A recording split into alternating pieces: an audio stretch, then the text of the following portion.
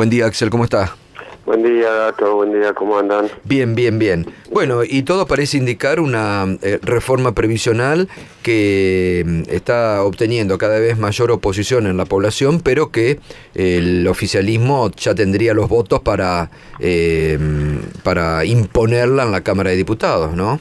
Mira, yo creo que estamos entrando en una situación donde la gran mayoría de las reformas que Macri planteó ahí a los pocos días después de las elecciones en el CCK, bueno, creo que nos estamos organizando más y permitiendo más explicarle a la gente qué significan, porque un poco fue, Gato, un efecto sorpresa, ¿no?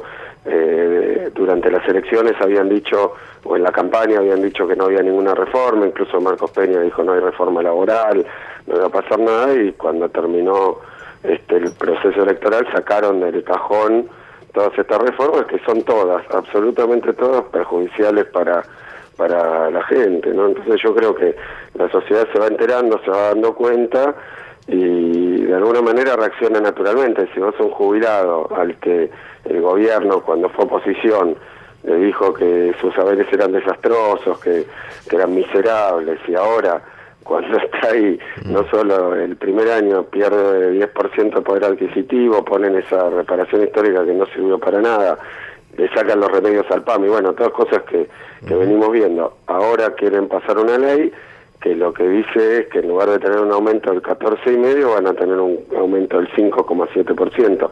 Es sacarle 600 mangos el primer mes. Así que estamos hablando de una cuestión muy significativa.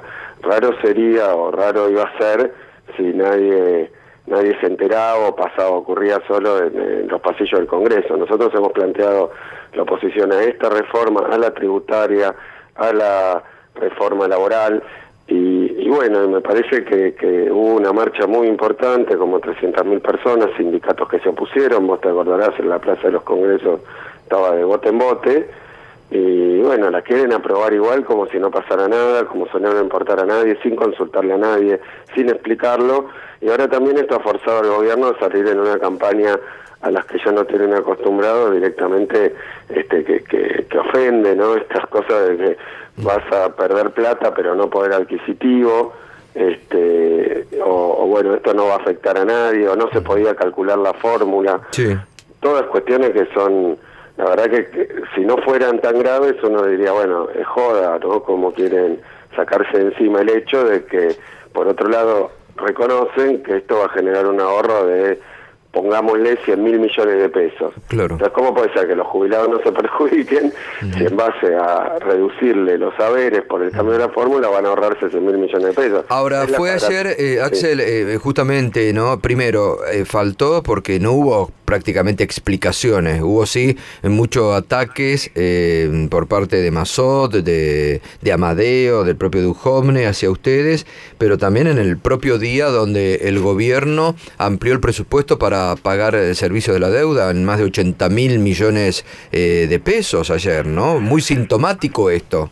Sí, mira, Gato, además ayer también se cerró de nuevo se licitaron LEVAX, y lo que estamos viendo acá es que el volumen que va tomando el pago de intereses por parte del gobierno o del Banco Central, o sea, del Tesoro o del Banco Central, supera cualquier intento que el propio gobierno haga de realizar algún tipo de ajuste que tiene comprometido con los organismos internacionales, con su propio, digamos, base no electoral, pero sí base de apoyo ideológica, ¿no? Porque los intereses del LEVAC este año van a estar más o menos en 331.000 millones de pesos. Entonces yo no entiendo con qué autoridad moral puede venir un gobierno a sacarle plata al jubilado por 100.000 millones de pesos cuando lo que está pagando a la timba financiera es 3 veces más. Si quieren ahorrar plata deberían buscar alguna forma porque lo que supimos ayer fue una ampliación del presupuesto para pago de deuda del Tesoro, que será algo así como 230.000 millones de pesos. Yo sé que estos números un poco confunden, pero comparemos los 100.000 que le quiere sacar a los jubilados con 230.000 de pago de interés de deuda y 330.000 de LEVAC. Son fortunas inconmensurables que van generando un agujero fiscal y cuasi fiscal que tratan de resolver bajando gasto en salud, en educación, en jubilados, bueno, en los lugares donde ellos echando gente del Estado, y me parece que al tiempo que lo hacen, cuando bajen las jubilaciones, si es que lo logran, esperemos que no, lo que van a recibir es una caída de la economía porque esos jubilados no la ponen en Panamá la plata. Obvio. No, por supuesto. Ahora, Axel, es llamativo, ¿no? Porque primero, se espera para el mes de diciembre una inflación cercana al 3%, lo están diciendo los propios allegados al gobierno. Y el presidente dijo el domingo, lo dijo el presidente, por eso lo repetimos, que si ellos hacen las cosas bien o logran bajar el déficit fiscal, nada va a estallar, la economía no va a estallar. Lo dice el propio presidente a esto. Sí, esa afirmación hay que darla al revés, porque hace 2 años que vienen prometiendo que van a resolver algunos de los temas, ¿no?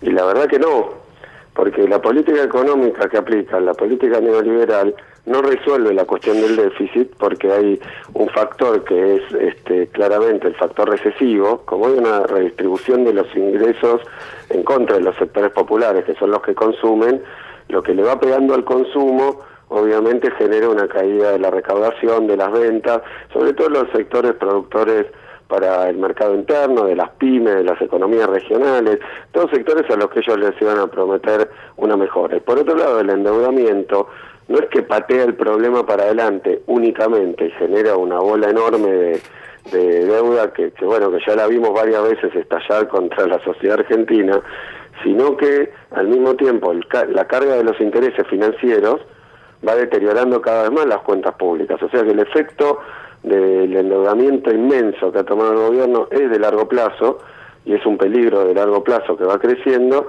pero es también un problema actual porque genera cada vez más necesidades de pagar los intereses de la deuda, los vencimientos de la deuda, que afecta el presupuesto. Entonces, yo creo que ahí hay también un engaño muy importante sobre el que hay que empezar a hablar, que es que la cuestión de las LEVAC, porque la única política teóricamente para moderar o para reducir los aumentos de precios que tiene el gobierno, pues vos decís, hicieron tarifazos, eso aumenta los precios. No, indudablemente es imposible que no lo haga, y genera recesión, y al mismo tiempo el encarecimiento del crédito también, es decir que y ellos habían prometido seguir con precios cuidados, ¿te acordás? Sí, ya bueno, otra mentira, sí, lo liquidaron, no se encuentra un precio cuidado ni abajo de la góndola. Entonces la única política que tienen es subir la tasa de interés, según ellos, las metas de inflación, las LEVAC, bueno, pero a mí lo que se me muestra con esto es que la tasa de interés de las LEVAC no tiene que ver con la inflación, porque de hecho han sido absolutamente inefectivas la vía, digamos, recesiva, de encarecer el crédito, entonces parar la economía, parar la demanda y bajar la inflación. Pero si mientras tanto hay tarifazos, hay más concentración, hay un gobierno ausente, nada hacen para cuidar el bolsillo de la gente, hay inflación al mismo tiempo. Pero el tema de las LEVAC es por el dólar, porque cada vez que ellos no mueven la tasa de interés como se las pide entre comillas el mercado, se les va una parte de esa plata al dólar. Entonces, sí. Ahora, ayer, discúlpame David, pero esta es una novedad, ¿no? Porque hoy nos enteramos que van a incluir en la reforma tributaria también un impuesto sobre las LEVAC, ¿no? Sí, pero porque me parece que está teniendo un problema grave el gobierno de su manejo financiero y la contradicción entre el manejo financiero que se hace desde el Banco Central y de la tasa de interés y los objetivos de la política económica. Chocan directamente todos los días. Entonces, a mí me parece que están buscando alguna forma de limitar, pero también se dan cuenta de que si no resuelven cuestiones más centrales, como es el modelo económico, como es la política económica tan claramente sesgada a favor de esto, porque ayer en la reforma tributaria se vio también, ¿no? Lo que hacen es bajar impuestos a las grandes corporaciones, esperando de nuevo la lluvia de inversiones. Ese era el discurso de ayer en la reforma tributaria. El discurso en la reforma previsional, porque cuando uno junta las dos, como hay que juntar todas estas reformas, ve que le cobran cada vez menos a las grandes empresas, pero cada vez le quieren pagar menos a los jubilados, cada vez hay menos plata para la ciencia. Entonces el modelo económico se empieza a mostrar ahora con estas reformas muy claramente. Yo creo que esas contradicciones los dejan sin argumentos, porque ayer todo el escándalo tiene que ver con que no hay argumento para bajarle a los jubilados, sobre todo de una fuerza política que llegó al gobierno prometiéndole el 82% móvil, o sea, un aumento. Y ahora le reduce el haber. Totalmente. Axel, como siempre, gracias, que tenga buen día. No, gracias a usted. Un abrazo, hasta luego. Axel Kicillof, ex ministro de Economía, sobre podemos decir, el no debate, porque la verdad que ayer el oficialismo, que tendría que haber explicado en la Cámara de Diputados, vamos a ver el miércoles que viene cuando se dé la sesión, por qué esta reforma y por qué el cambio en la movilidad jubilatoria que va a afectar, no nos olvidemos, van a perder...